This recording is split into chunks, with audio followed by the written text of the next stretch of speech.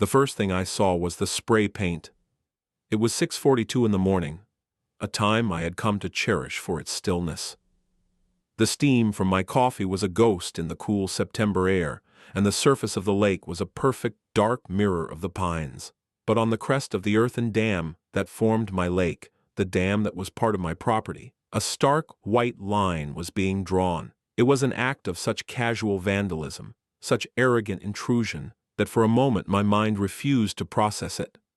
A man in paint-splattered overalls held a striping machine, the kind used for parking lots, and a woman stood beside him, pointing, directing, orchestrating. I knew the woman. Her name was Deirdre Finch. She was the president of the Eagles Crest Estates Homeowners Association, the sprawling, manicured development that bordered my land, on the far side of the water. I had seen her at the local grocery store, holding court near the organic produce, her voice a sharp, commanding instrument that cut through the ambient hum. She moved with the unshakable certainty of someone who has never been seriously told no. I walked out onto my porch, the old wood groaning softly under my weight. I didn't shout, I didn't run, I just stood there, coffee mug in hand, and watched. She was directing the man to paint parking stalls, on my property, on the service road that ran across the top of my dam, the only road that led to the small marina and boat launch her community used. She gestured with a sweeping motion of her arm, as if she were a queen surveying her domain. The man dutifully followed her instructions. The chuff-chuff of the spray machine, a rhythmic desecration of the morning quiet. When they had finished one side and were about to start the other, I took a slow walk down the grassy slope from my house to the dam road. I didn't hurry. My footsteps were measured on the damp earth. When I was about 30 feet away, Deirdre finally noticed me. She put her hands on her hips, a posture of preemptive defiance. "Good morning," she said, her tone not a greeting, but a challenge. "Finally decided to come out and see the improvements?" I stopped about 10 feet from her. I looked at the fresh white lines, stark and ugly, against the weathered asphalt of the service road. I looked at the contractor, who now seemed a little uneasy, glancing between the two of us. I looked back at her. I said nothing. I just took a slow sip of my coffee. My silence seemed to infuriate her more than any argument could have. "This is long overdue," she announced to the silent audience of pine trees. "People have been parking here haphazardly for years. It's a safety issue. We're formalizing the parking for the marina, for the good of the community." I let the silence stretch again, just for a moment. Then I said, very quietly, "This is private property." She laughed. It was a short, sharp bark of a laugh, full of ridicule. "Don't be absurd. This has been the access road to our marina for 30 years. 30 years. Historic use creates a prescriptive easement. You should know that. It belongs to the community now." I took out my phone. I didn't say I was recording. I just held it up, the lens pointing in her general direction, and pressed the button. Her eyes narrowed. "What do you think you're doing?" "I'm documenting your statement," I said, my voice still quiet. "For the record, could you please state your name and your official position?" That threw her. It was a procedural request, devoid of emotion, and it was not on her script. She was prepared for a shouting match, for threats, for an argument she could win through sheer force of will. She was not prepared for paperwork. "I am Deirdre Finch, president of the Eagles Crest Homeowners Association," she said, puffing up her chest. "And I am informing you that this road is community property. We will be striping it, and if you interfere, I will have you cited for harassment. Furthermore, we will be issuing a special assessment to you for your share of the road maintenance, which you have clearly neglected." She was making it up as she went along, a torrent of baseless claims and invented authority. She spoke of easements and assessments and community rights as if they were weapons she could conjure from thin air. The contractor was now actively backing away, putting the striping machine between himself and the conversation. He looked like he wanted to be anywhere else. I kept the phone steady. "Thank you, Deirdre," I said. My use of her first name was a small, deliberate puncture in her balloon of self-importance. "You've been very clear." I lowered the phone, took another sip of coffee, turned, and walked back toward my house. Her voice followed me, shrill and laced with indignant fury. "Is that all you have to say? We are not finished here. I will be sending you a bill. I will have a lawn placed on your property. You can't just walk away from me." I didn't look back. I just kept walking. As I stepped onto my porch, I saved the video file and sent a copy to my personal cloud storage. I looked back across the lawn at her, a furious little monarch standing on a road she thought she owned, next to a lake she thought she had a right to, beside a dam she didn't understand at all. She had no idea. She had no idea who she was dealing with. She had no idea she had just declared war on a man who had spent 40 years drawing the maps for wars just like this. But before I tell you what I did next, I should probably explain. My name is Arthur Vance. I am 67 years old, and for 41 of those years, I was a licensed civil engineer, specializing in land development and water resource management. In simpler terms, I'm the man people hired to make sure that when they built something, a subdivision, a shopping mall, a reservoir, it was built on land they actually owned, with rights they legally possessed, and in a way that wouldn't wash away in the first big storm. I spent my life reading deeds, surveys, plats, easements, and county ordinances. My world was one of property lines, setbacks, riparian rights, and governing documents. On paper, my world was precise, logical, and absolute. My wife Eleanor used to joke that I was a cartographer of conflicts. I didn't just draw lines on a map. I interpreted the history, the law, and the intent behind every one of them. I could look at a century-old deed and tell you the story of the family who wrote it, the disputes it settled, and the new ones it accidentally created. I loved the order of it, the certainty. In a chaotic world, the fact that a property line was a fixed and verifiable thing was a source of deep comfort. Eleanor passed away 4 years ago. The house we shared, the one where we raised our daughter, suddenly felt cavernously empty. The silence was different. It wasn't the peaceful quiet we had cultivated together. It was a hollow, aching void. For 2 years I drifted. I tidied my office. I organized my files. I existed. Then, one day, I saw the listing, the old mill property. It was 120 acres of woodland, a dilapidated grist mill from the late 1800s, a small, sturdy house built in the 50s, and a 30-acre man-made lake. It was perfect. It was a project. It was a fortress of solitude, surrounded by trees and water. It was a place where the silence might feel like peace again. The property was being sold by a regional power company that had created the lake in the 1950s to serve as a cooling reservoir for a power plant that was never built.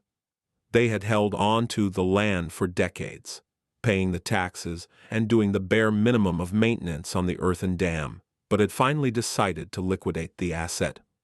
Before I even made an offer, I went to the county records office. This is second nature to me, like a chef tasting an ingredient before cooking with it. I spent a week in their dusty archives, pulling the original plat maps, the deeds, the tax records, and the permits for the dam's construction. I wasn't just buying a piece of land. I was buying a history, a bundle of rights and responsibilities. I needed to know exactly what was in that bundle. The documents were a beautiful, intricate puzzle. The land was comprised of 3 original parcels, consolidated in 1954. The dam was permitted under a State Water Resources Act that had since been amended 3 times. I read all 3 amendments. The service road across the top of the dam was explicitly defined in an easement granted to the power company by itself for the sole purpose of inspection, maintenance, and repair of the dam structure. There was no mention of public access, none. The most interesting part was the neighboring development, Eagles Crest Estates. It was built in the late 1980s. The developer had clearly seen the lake as a major selling point. I pulled their original development plan and their founding HOA documents. There it was, in black and white. The developer had struck a deal with the power company. The HOA was granted a license, not an easement, a license, to use the service road for access to a marina they were allowed to build on a small carve-out of their own property. A license is a critical distinction. An easement is a property right, a durable interest in someone else's land. A license is mere permission. It is temporary, it is not a right, and it is, in most cases, revocable at will by the property owner. The license agreement had a term of 20 years and had expired in 2008. It had never been renewed. The power company, a faceless bureaucracy in another state, likely forgot or didn't care.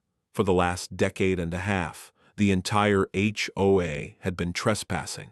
On paper it was that simple. I hired a survey crew, old colleagues of mine, to do a full boundary and topographical survey. I walked the lines with them, checking their work, driving stakes wrapped in fluorescent pink ribbon into the ground at every corner. We confirmed it all. The road, the dam, the lake itself. All mine. The HOA's property line ended precisely at the base of the dam on their side. They owned their houses and their little marina. They did not own the water it sat on, or the road that led to it. When I bought the property, I bought the rights of the original entity, the Mill Lake Corporation, a subsidiary of the power company. The expired license, the service-only easement, the clear property lines. It all transferred to me. I knew all of this before I signed the closing papers. I knew it was a potential point of conflict. But I am not a confrontational man. My plan was to do nothing. I assumed that if I was a quiet, reasonable neighbor, they would be too. I had no interest in cutting off their access. I just wanted to be left alone. For the first year it was fine. I worked on the old mill, replacing rotted timbers and clearing brush. I saw the residents of Eagle's Crest using the lake, boating, fishing. They used the service road to get their boats to the launch. They waved, I waved back. It was a peaceful, unspoken arrangement.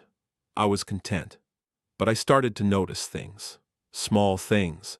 An official-looking notice taped to my mailbox, informing me that it was not an HOA-approved model and color. I lived outside the HOA. The notice was signed by Deirdre Finch, president. I took it down, filed it in a folder I labeled HOA, and ignored it. A few weeks later, another notice, this one, about the length of my grass near the road. I filed it away too. I started to hear stories from the man who ran the local hardware store. Stories about Deirdre Finch. How she had fined a family $500 because their son's basketball hoop was left out overnight. How she forced a retired couple to repaint their entire house because the color had faded to a shade that was, in her opinion, no longer compliant. She was a petty tyrant, drunk on the minuscule amount of power an HOA presidency afforded her. I met one of her victims directly, a quiet man named Mr. Henderson, whose property abutted the entrance to the service road on the HOA side. He was a bird watcher and had put up several birdhouses on his own trees. Deirdre had waged a 6-month campaign against him, declaring the birdhouses to be unapproved structures. He finally gave up and took them down. He told me she ruled the community through intimidation and public shaming at the monthly meetings. Most people just paid the fines and complied to make her go away. They were afraid of her. I kept the receipts, not just my own, but the stories. I made notes. I documented the dates and times. It's a professional habit. When you're building a case for a zoning variance or a water permit, you don't just present your argument. You present the entire history of the situation. You create a narrative backed by indisputable facts. My HOA folder grew thicker. It was a quiet, methodical process of observation. I wasn't preparing for a fight. I was simply doing what I always did, understanding the landscape. And then came the morning with the spray paint. That was the moment the unspoken arrangement was broken. It was a flagrant, physical act of appropriation. Deirdre wasn't just using the road anymore. She was claiming it. She was marking it as her territory. And in my world, the world of property law and engineering, you cannot allow such a claim to go unchallenged. To ignore it is to tacitly accept it, and that is how rights are eroded. That is how a permissive license, over time and through conflict, can be misconstrued by a court as a prescriptive easement. She had forced my hand. She had no idea how well prepared I was to play it. After I went back inside my house that morning, I did not stew in anger. I did not pace the floors or curse her name. Anger is an inefficient fuel. It clouds judgment. Instead, I went to my desk and got to work. The first thing I did was draft a letter. It was polite, formal, and legally precise. It was addressed to the Eagles Crest Estates Homeowners Association. Board of Directors, care of Deirdre Finch, President. I introduced myself as the legal owner of the parcel of land, identified by the county tax ID number. I cited the book and page number of my deed on file at the county recorder's office. I stated that the service road running across the dam on my property was private and that any access was permissive and subject to termination. I referenced the original, expired license agreement from 1988.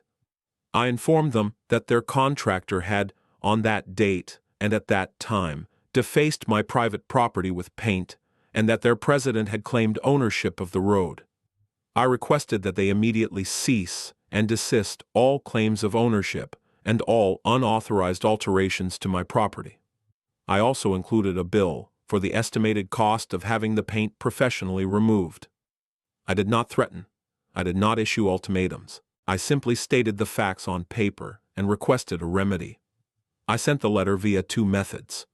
First, an email with a delivery and read receipt request sent to the official HOA email address listed on their website. Second, a physical copy via certified mail with signature required, sent to the HOA's mailing address. This created an undeniable paper trail. They could not claim they never received it.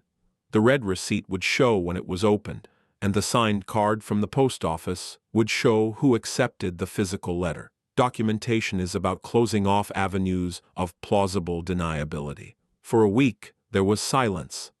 The read receipt confirmed the email had been opened within 3 hours of my sending it. The certified mail signature card came back 3 days later, signed by Deirdre Finch herself. They knew. She was choosing to ignore it. This was a crucial part of the process. I had made a reasonable, formal attempt to resolve the conflict. If her refusal to engage would look very bad for her later. Then the response came. It wasn't a letter from the board. It wasn't a phone call from a lawyer.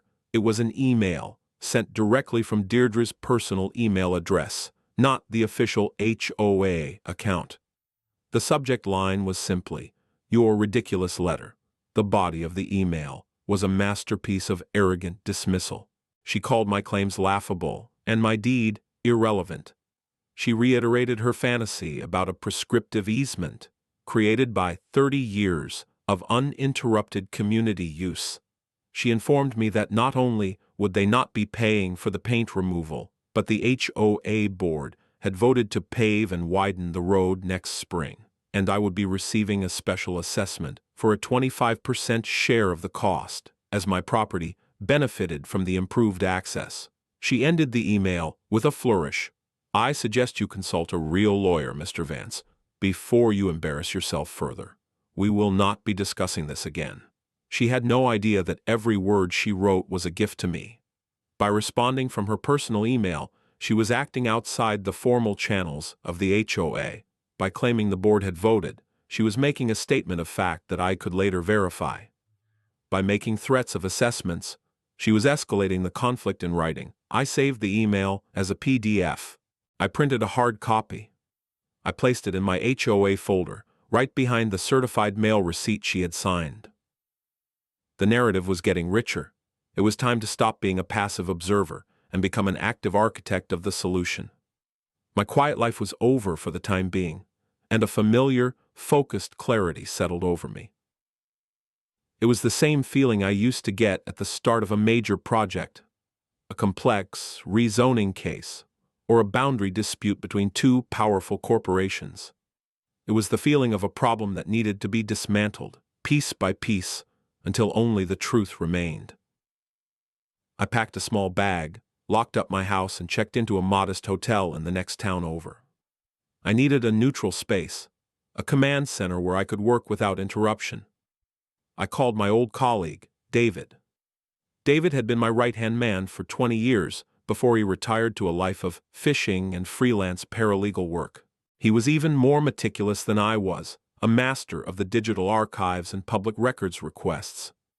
"David," I said, "I have a project for you, a small one, personal."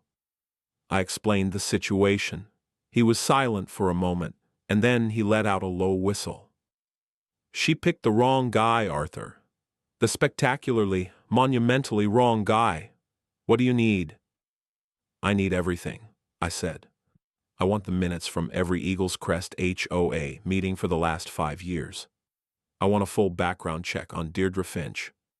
I want to know if the HOA is in good standing with the state. I want a record of every lawsuit they've ever been involved in. I want to know if the board actually voted on paving that road, like she claimed." "Consider it done," he said. The enthusiasm in his voice was palpable. David loved the hunt. While David was digging, I began my own work. I drove back to my property, but not to the house. I parked on the public road a half-mile away and walked in through the woods, carrying a small, heavy backpack. I had purchased 4 cellular-enabled, motion-activated trail cameras. They were small, camouflaged, and had a battery life of 6 months. I placed them strategically. One was high in a pine tree with a perfect, clear view of the entire damn road. Another was hidden in a thicket of rhododendron, aimed directly at the entrance to the road from the HOA side. The third was near my house, covering the approach. The fourth I placed overlooking the Marina's boat launch. Any activity, any person, any vehicle would be recorded, time-stamped, and the footage uploaded instantly to a secure server. I was creating my own unimpeachable witnesses. Back in my hotel room, I spread my documents out on the large desk. The original deed, the survey plat map, a beautiful, sprawling document over 3 feet wide. The county permits for the dam. The expired license agreement from 1988. I arranged them, studied them, annotated them. This was my ground truth. Everything would be built upon this foundation. 3 days later, David called. He sounded like a kid on Christmas morning. "Arthur, you are not going to believe this. It's better than I thought." "Tell me," I said, pulling a fresh legal pad in front of me. "First, the easy stuff," he began. "The HOA is in good standing, but their liability insurance is surprisingly low for a community with a marina. Deirdre Finch has a clean record locally, but she moved here from California 10 years ago. Before she was Deirdre Finch, she was Deirdre Schmidt, and as Deirdre Schmidt, she was the treasurer of a condo association in San Diego that was sued into bankruptcy for financial mismanagement. The case was dismissed when the association dissolved, but the court records are a wild ride. Accusations of embezzlement, falsifying records. Nothing ever proven, but the smoke is thick. I wrote it down. It spoke to a pattern of behavior." "What about the board meetings?" "That's the beautiful part," David said, his voice dropping with theatrical gravity. "I got the minutes. A friend of a friend lives in Eagles Crest and hates her guts. Scanned and sent them all. There has been no board meeting in the last 6 weeks. There has been no vote to pave the road. There has been no discussion of a special assessment. She just made it all up, Arthur. She lied in an email, representing herself as speaking for the board when she was acting completely alone." I felt a cold, calm satisfaction. This was a critical piece of the puzzle. It meant I wasn't just in a dispute with an HOA. I was in a dispute with a single, rogue actor who was illegally representing a corporate entity. It changed the entire legal landscape. "But that's not the bombshell, Arthur," David continued, his voice now barely a whisper. "That's not the real discovery." "Go on," I said, my pen poised. I went back further, I dug into the original developer's records, the stuff from the 80s.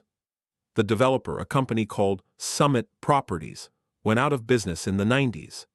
But before they did, they filed a master plan amendment with the county.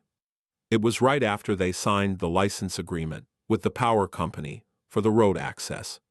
They were clearly nervous about relying on a revocable license, so they drew up a plan for an alternate access road, one that would cut through their own common area and a sliver of state-owned conservation land. They got the preliminary permits, did the engineering studies, everything. It was all approved. So why didn't they build it? I asked. Because it was expensive, David said. It would have involved a huge retaining wall and a lot of earth moving. The estimate in 1989 was $300,000. The license to use your road was practically free, so they shelved it. But here's the thing, Arthur. The approved plan is still on file with the county planning department. It's still a valid, permitted option. They have another way to get to their marina, a legal, permanent way. They've just been choosing not to use it for 30 years because they'd rather use your road for free. I leaned back in my chair. A slow smile spread across my face. It was the final piece, the checkmate piece. Their entire argument for a prescriptive easement, their entire claim of necessity, was built on the idea that my road was their only access. It wasn't true. It had never been true. On paper, they had a solution. They just didn't want to pay for it. Deirdre Finch was playing checkers, moving her pieces with loud, angry slams. She had no idea I was playing chess, and I was about to place her in a position from which there was no escape. I kept the receipts, and I had just found the one that invalidated her entire currency. The next step was to create an undeniable, officially documented event. I drove to a local fencing contractor and purchased a 20-foot wide, heavy-duty steel gate, 2 thick steel posts, and 3 bags of concrete. I loaded it all into my truck. The following morning, well before dawn, I returned to my property. Using a post hole digger, I excavated 2 deep holes on either side of the service road, just past the point where it met the public street and entered my land. The work was hard, the ground rocky, but it was satisfying. It was a physical manifestation of my legal rights. I set the posts, mixed the concrete by hand in a wheelbarrow, and filled the holes. I used a level to make sure the posts were perfectly plumb. I was an engineer after all. Precision mattered. I hung the gate, attached the heavy-duty chain, and the formidable-looking padlock. And then, I waited. I didn't have to wait long. At around 8:30 a.m., the first SUV from Eagle's Crest, a boat trailer in tow, pulled up to the gate. The driver got out, stared at it in disbelief, and then made a phone call. I watched from my porch, sipping my coffee. Within 15 minutes, a small crowd of angry-looking residents had gathered. And then, her chariot arrived, a pristine white Range Rover that pulled up with a spray of gravel. Deirdre Finch emerged from the driver's seat. She was wearing what I assumed was her power outfit, a tailored blazer, sharp trousers, and an expression of incandescent rage. She marched to the gate and rattled it, as if its existence was a personal affront. She saw me on the porch and pointed a finger, her mouth forming words I couldn't hear but could easily imagine. Then, she pulled out her phone. I knew who she was calling, and I was ready. 20 minutes later, a sheriff's department cruiser rolled up. A deputy stepped out. He was young, looked professional, and had a calm demeanor that was about to be severely tested. He had a body camera on his chest, and I noted with satisfaction that the little red light was on. Everything from this point forward was on the record. Deirdre launched into her performance immediately. Her voice was high and strained with synthetic panic. She waved her arms at the gate, at the waiting boaters, at my house. She claimed I had illegally blocked a public thoroughfare. She said I was trapping residents and denying emergency vehicle access. She painted a picture of a madman who had, for no reason, decided to terrorize an entire community. She was loud, emotional, and utterly convinced of her own righteousness. The deputy listened patiently, his face a mask of professional neutrality. He let her talk until she ran out of steam, her tirade ending with a breathless, "You have to arrest him. You have to make him take this down, now." The deputy turned and walked slowly toward my porch. I met him at the bottom of the steps. "Good morning, deputy," I said calmly. "Morning, sir," he said. "Quite a situation here. Can you tell me what's going on?" "Certainly," I said. "That woman is Deirdre Finch. She and her neighbors are attempting to access my private property." I handed him a clear plastic sleeve. Inside were 3 documents. The first was my driver's license, to identify myself. The second was a certified copy of my property deed. The third was a folded, full-size copy of the survey plat map. "As you can see from the deed, I am the owner of this parcel," I explained, my voice low and steady. "And as you can see from the survey map, which has been recorded with the county, the road they wish to use, and the dam it sits on, are located entirely within the boundaries of my property. I've marked the relevant section with a highlighter." The deputy took the sleeve and examined the documents. He unfolded the big map. His eyes traced the highlighted lines. He was trained to read maps like this, to understand boundaries and jurisdictions. I saw a flicker of understanding, a subtle shift in his posture. He was no longer mediating a dispute between 2 neighbors. He was looking at a property owner and a group of trespassers. He looked up at me. "So this is your land and you've decided you no longer want them crossing it." "That's correct, deputy," I said. "I have given them, specifically Miss Finch as president of their HOA, formal written notice that their permissive access was terminated, and that they were to cease and desist from entering my property. She chose to ignore that notice. This gate is the next logical step in securing my property against unauthorized entry." I then handed him a second plastic sleeve. This one contained a copy of the certified letter I had sent, the signed receipt card with Deirdre's signature, and a printout of her vitriolic email response. "This is a copy of the notice and her reply," I said. The deputy's eyes widened slightly as he read her email. He looked over at Deirdre, who was standing with her arms crossed, tapping her foot impatiently. He looked back at me. The professional mask was still in place, but I could see the gears turning. He was comparing her hysterical performance with my quiet, documented reality. He walked back over to her. "Ma'am," he said, his voice firm but polite. "I've reviewed the documents provided by the property owner. It appears this is, in fact, his private land." Deirdre's face contorted with disbelief. "What? That's impossible. It's our road, I told you. Historic use." "Ma'am, a claim of a prescriptive easement is a civil matter," the deputy said, his voice taking on a slightly weary, rote quality. He had clearly given this speech before. "It's something you have to take to a judge. Law enforcement cannot force a property owner to grant you access to their land, especially when they have clear title and a recorded survey. I can't make him take down the gate. In fact, if you or any of these other folks try to remove it or go around it, you could be charged with trespassing and destruction of property." The color drained from Deirdre's face. She stared at the deputy, then at me, then back at the gate. She had called the authorities to be her enforcers, and they had just officially informed her that she was the one on the wrong side of the law.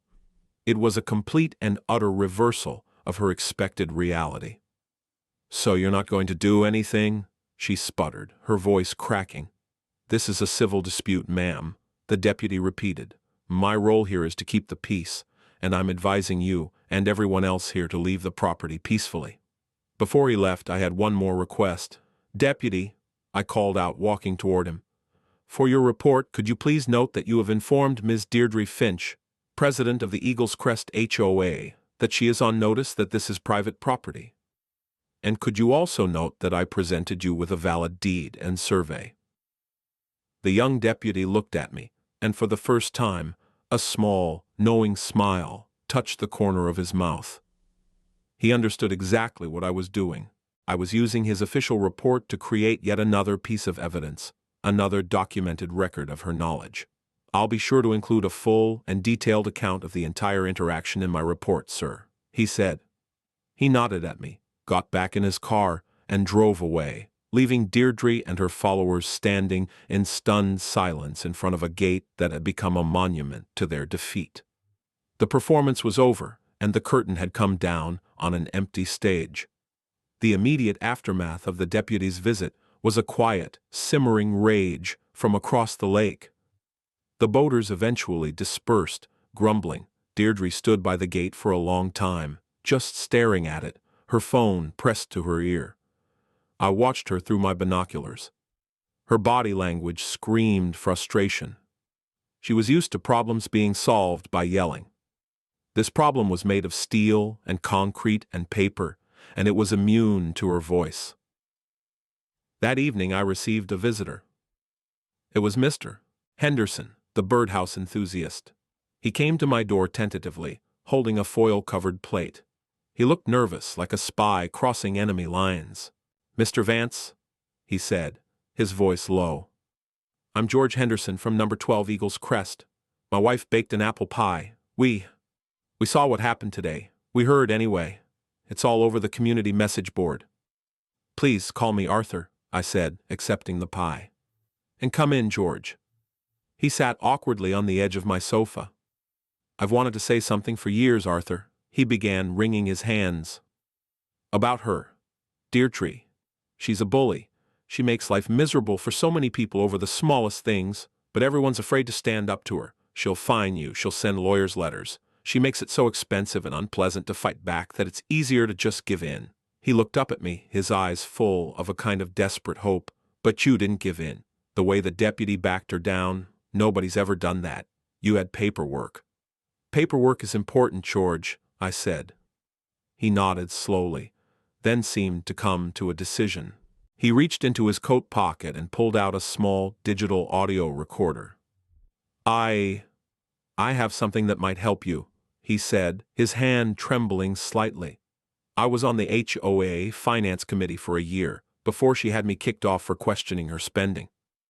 This is from a meeting 2 years ago. We were discussing the rising cost of the HOA's liability insurance. I brought up the fact that our access to the Marina was based on an old, informal agreement, and that we should probably try to get a formal, permanent easement from the power company that owned the mill property back then." He took a deep breath. "Deirdre shut me down. She said, and I recorded it, that trying to get a formal easement would be poking the bear. She said it would cost money we didn't have, and that the current arrangement was better because the corporate owner in another state didn't know or care. She said, and I'll never forget the words, 'Why pay for the cow when we're getting the milk for free?' She knew the access was not a right. She actively chose not to secure it legally because it was cheaper to just take it." He held out the recorder. "It proves she's been lying to everyone this whole time. She told the community the access was permanent. She told the new residents it was a deeded right. But she knew it was a sham. Please use it." I took the small device from his hand. It felt heavy, dense with the weight of his fear and his hope for justice. This was more than just another piece of evidence. This was the voice of the community's conscience, a record of the antagonist's own words, a key that would unlock the truth of her long-term, willful deception. "Thank you, George," I said, my voice thick with gratitude. "This is more helpful than you can imagine." 2 days later, the second crack in Deirdre's wall appeared. I received an anonymous email from a Proton mail address.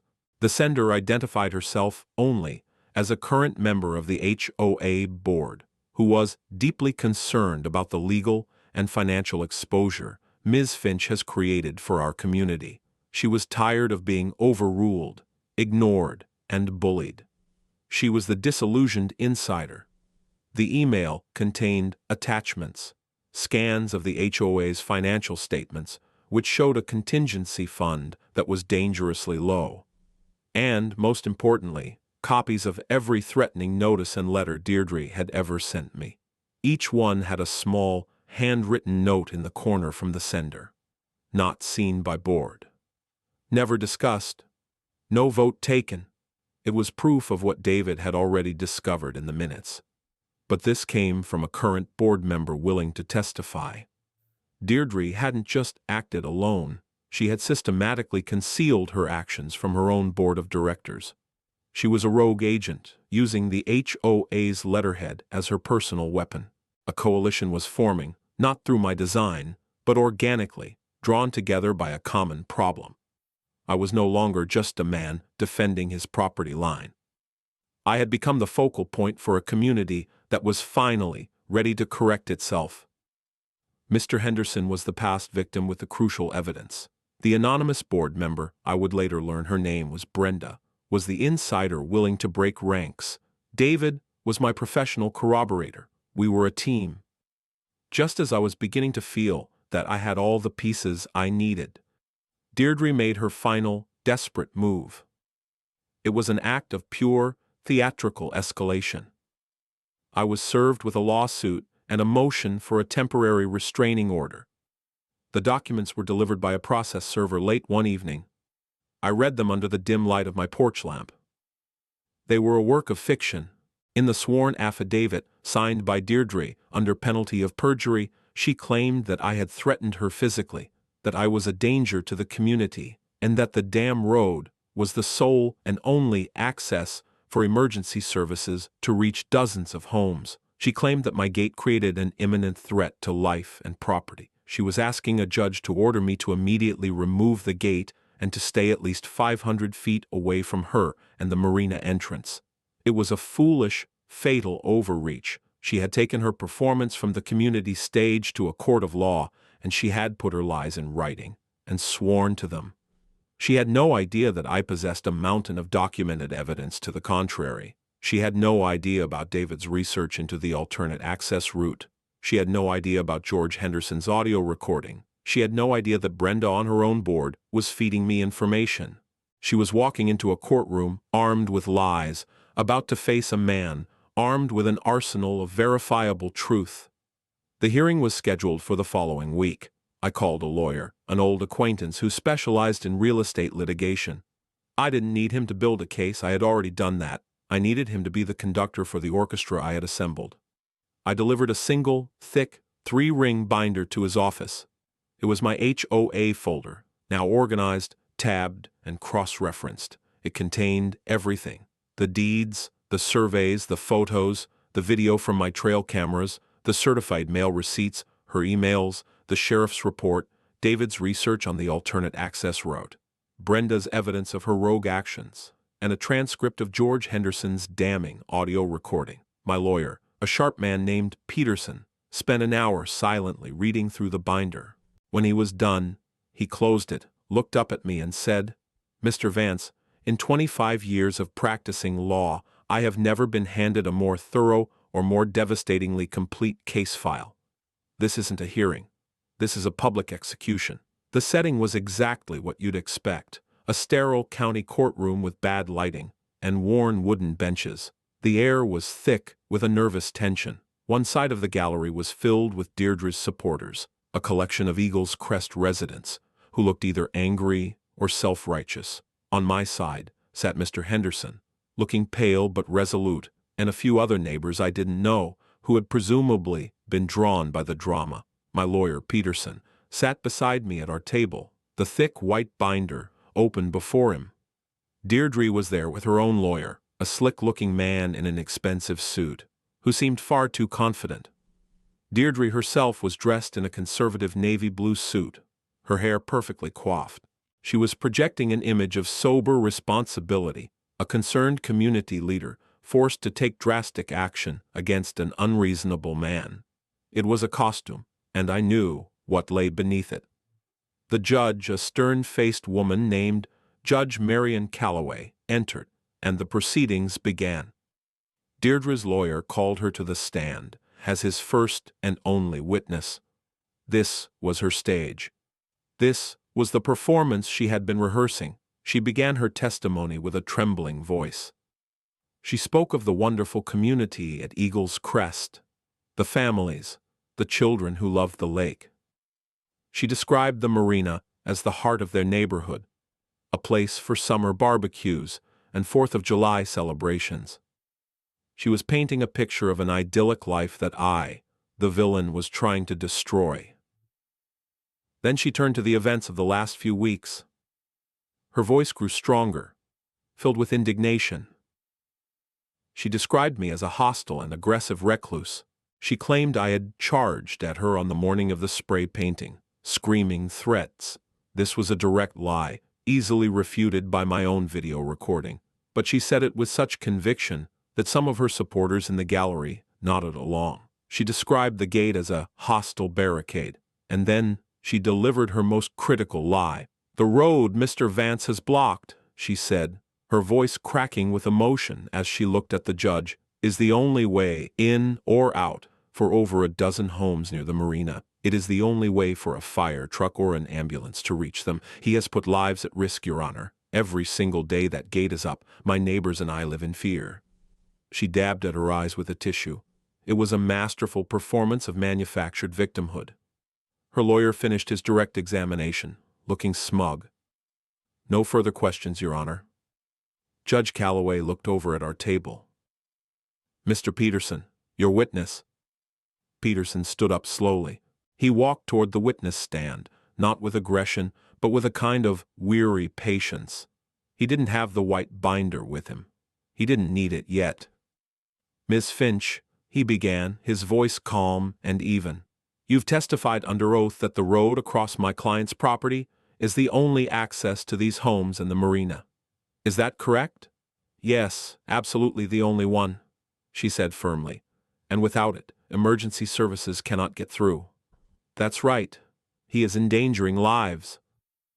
"Thank you," Peterson said.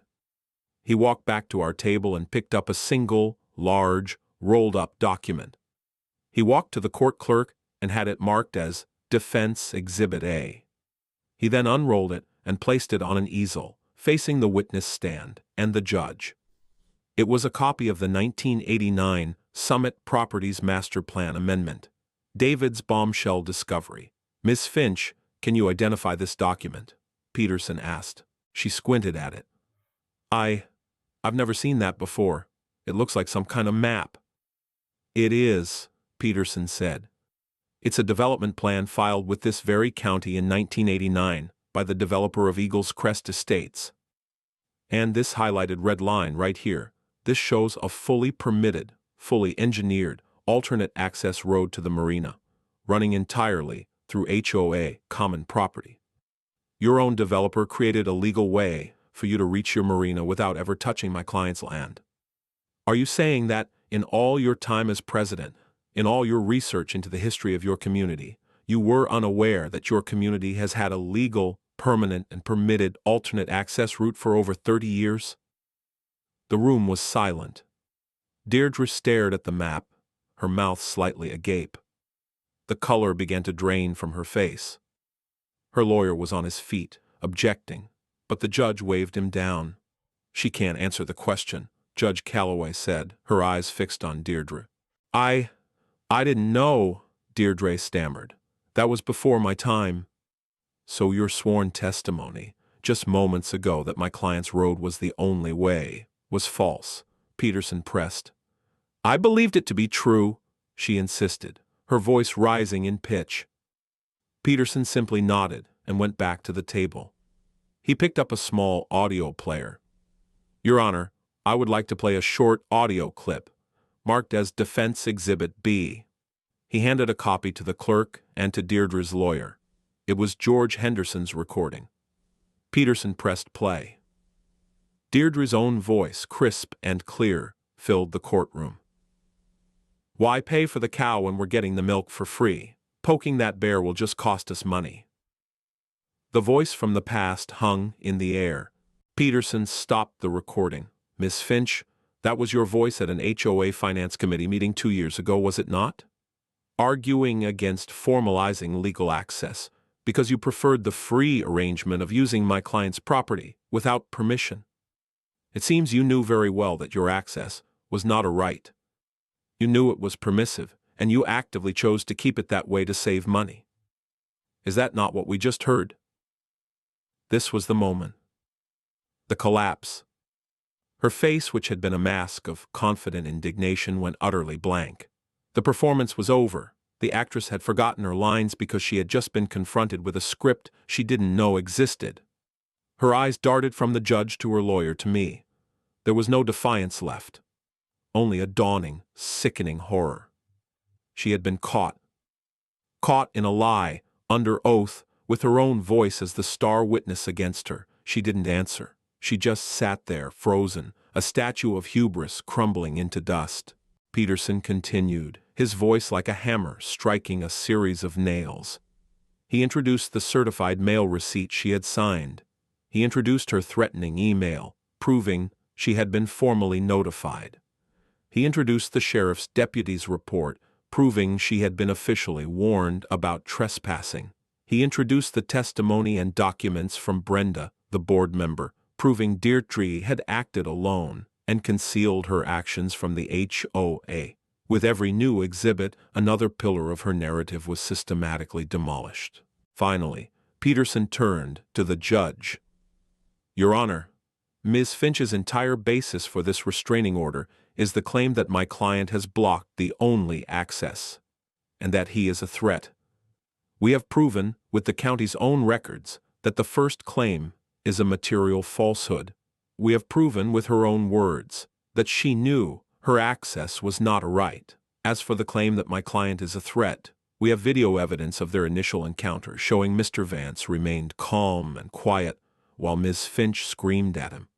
The only person who is engaged in threats, harassment, and illegal action here is the plaintiff herself. She has abused the legal process, lied under oath, and attempted to use this court to sanction her illegal trespass. We ask not only that you deny the restraining order, but that you consider sanctions against the plaintiff for filing a frivolous and perjurious lawsuit. Judge Calloway looked down from the bench, her expression one of utter contempt.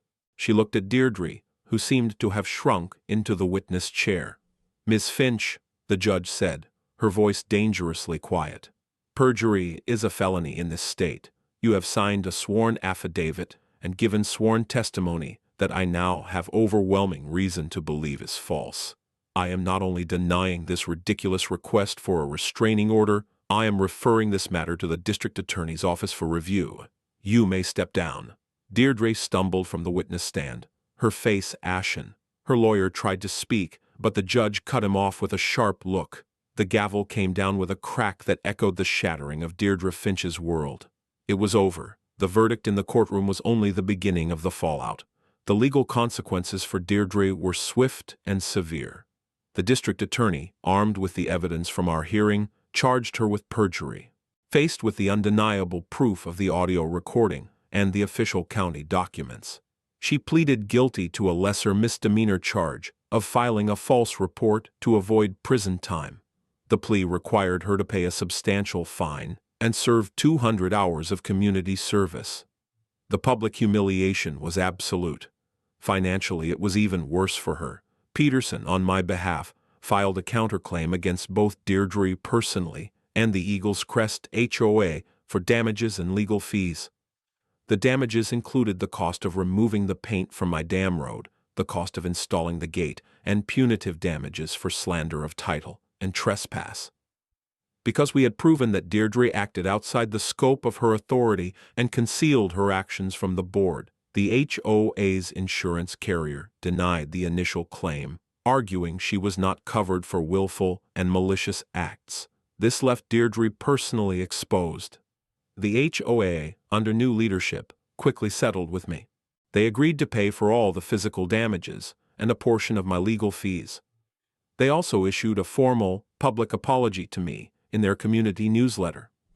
In return, I dropped the suit against the HOA as a corporate entity. My fight was never with the residents, only with their tyrannical leader. The remainder of my legal fees were awarded in a judgment against Deirdre herself. Between the court fines and the civil judgment, her little war cost her nearly $50,000. She had to sell her Range Rover. The social consequences were just as brutal. An emergency HOA meeting was called the week after the hearing. Mr. Henderson, no longer fearful, attended with a dozen of his neighbors. Brenda, the board treasurer, presented the full scope of Deirdre's unauthorized actions and the financial liability she had created. George played his audio recording for the entire community to hear. The vote for her recall was nearly unanimous. She was stripped of her presidency and her seat on the board. The last I heard, she had put her house up for sale. Her reign was over, not with a bang, but with the quiet rustle of court filings and bank statements. The community began to heal almost immediately. Brenda was elected as the new interim president. Her first act was to commission a feasibility study for building the alternate access road that had been on the books for 30 years. It was expensive, but they now understood the cost of not owning your own front door. In the meantime, she approached me respectfully and formally to negotiate a temporary access agreement. We sat at my kitchen table, the thick binder of the case sitting on the counter like a historical artifact. We worked out a simple, fair contract. The HOA would pay a monthly fee, a modest sum that would go into a dedicated account for the dam's long-term maintenance and inspection, something the power company had neglected, and I now had to fund. In return, I provided them with key cards for the gate. The gate stayed. It was a permanent symbol of the boundary, a reminder that access was a privilege, not a right. The agreement also included strict rules: no parking on the dam road, a low speed limit, and liability for any damages. On paper, everything was now clear, orderly, and respectful. The change in the atmosphere was palpable. Neighbors from Eagle's Crest, who used to hurry past my property with their eyes averted, now waved when they drove by. A few even stopped to thank me. They told me stories of the petty tyrannies they had endured under Deirdre, the fines for holiday decorations left up a day too long, the demands to trim trees that blocked her view of the lake from her deck. It turned out my fight was their fight, too. I had simply been the one with the right tools and the temperament to see it through. Mr. Henderson reinstalled his birdhouses. I saw a brilliant bluebird nesting in one just last week. Now the mornings are quiet again. I sit on my porch with my coffee, and the only lines I see on the dam road are the faint, fading ghosts of Deirdre's spray paint. A reminder of a battle fought and won. The surface of the lake is once again a dark, perfect mirror. I am working on the old mill, my project, the reason I came here. The silence is no longer a void. It is a peaceful, earned tranquility. I sometimes walk the dam road in the evening, holding one of the key cards in my hand. It's a simple piece of plastic, but it's a potent symbol. It represents a boundary, an agreement, a restoration of order. Deirdre thought ownership was about power, about bending the world to her will.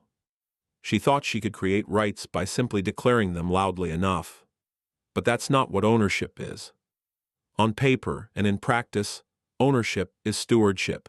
It's a responsibility to the land itself and to the rules that govern our life upon it.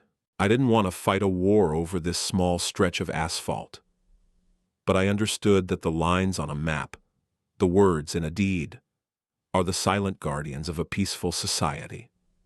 They must be defended, not with anger and emotion, but with patience, with precision, and with a folder full of receipts. I kept the receipts. And in the end, the truth they told was the only thing that mattered. The deep, long exhale of a world set right is a quiet victory, but it's the only kind I've ever wanted.